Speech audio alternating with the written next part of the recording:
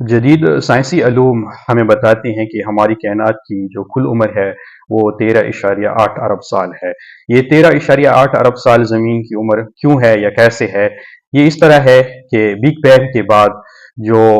ہم سے دور ترین گیلیکسی ہے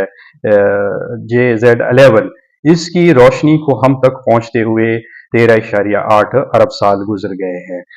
جو مطلب اس کائنات کی سائنٹیفک ایج ہمیں سائنس کے تھرو بتائی جاتی ہے۔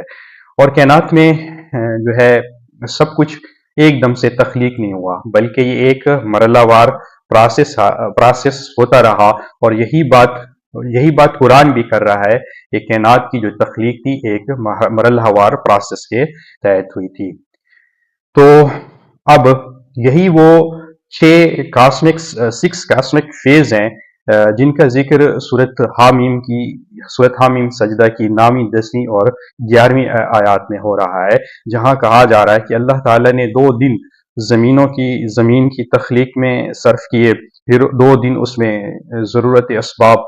رکھنے کے لیے صرف کیے، اور پھر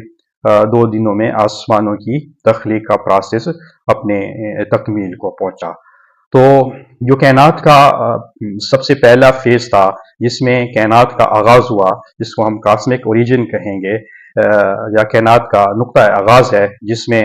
توانائی، وقت اور خلا پیدا ہوئے، یعنی جس کو ہم موجودہ دور میں بگ بینگ تھیوری کے نام سے جانتے ہیں، جس کا ذکر